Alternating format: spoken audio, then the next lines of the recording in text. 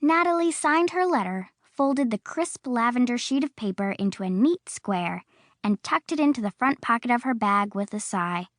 Her envelopes and stamps were all packed away in her trunk, which had been shipped separately a week before. Hopefully, her things would be waiting for her when she arrived at camp. Camp Lakeview. It was all Natalie could do not to shudder at the thought of it. To say that she was not interested in nature was a severe understatement. In fact, Natalie was pretty sure that she was actually allergic to nature.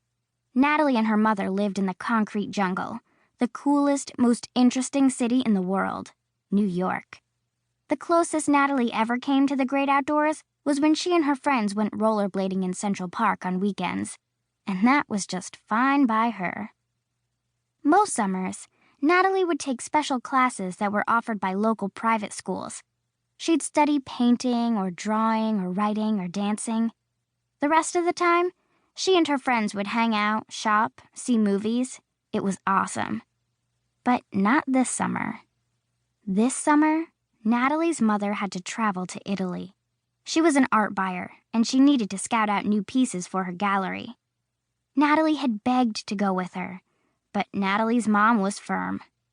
"Camp will be good for you," she had said.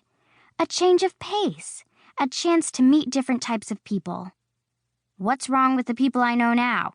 Natalie had asked. Her mother had laughed. "Nothing, of course. Your friends are wonderful, sweetie. But everyone you know lives in the same neighborhood as you and goes to the same school. You even go to the same tennis lessons and music programs. It will be good for you to broaden your horizons." "I like my horizons narrow," Natalie had protested stubbornly. But her mother's word was final. That conversation had taken place 5 months ago. Now, Natalie's mind raced as the stuffy charter bus she rode careened down the highway toward Camp Lakeview. Endless grassy pastures dotted the landscape, and she had even seen a few cows and sheep grazing. Sheep, for Pete's sake. Was this what her mother meant about broader horizons? She could go home now, right? Natalie glanced at the other kids on the bus. She couldn't believe that there wasn't anyone on the bus as miserable as she was. But looking around, most of the other kids were grinning away, laughing, talking to one another. Natalie didn't know a soul here. She wasn't especially shy, but she also wasn't thrilled at the prospect of having to make all new friends. Her own friends were cool, and other than Hannah, they were all back in New York City taking a drama intensive offered by a special high school for teenage actors. Everyone was there, including Kyle Taylor.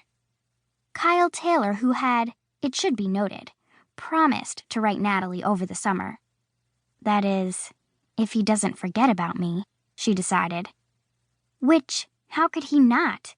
What with me out in the wilderness with lions and tigers and bears and whatever. I should have asked Dad to talk to Mom for me, Natalie thought glumly. He would have let me go to acting school, definitely. But as quickly as the thought had popped up, Natalie pushed it out of her mind. Talking to her father was out of the question. He and her mother had split up when Natalie was only 4 years old, and even though Natalie knew her father loved her, they didn't talk very often. It was hard to be in touch with him because... No, she wasn't going to think about it. Talking to her father was, at least for right now, a non-option, and therefore, she'd just have to pray that Camp Lake-puke, as she had come to think of the place, wasn't as bad as she feared. Natalie snapped out of her little daze to see cool barrette girls smiling at her. Well, in her general direction, anyway. Natalie took her chances and smiled back. Success! Barrette girl stood up from her seat, stretched, and wove her way back to where Natalie sat.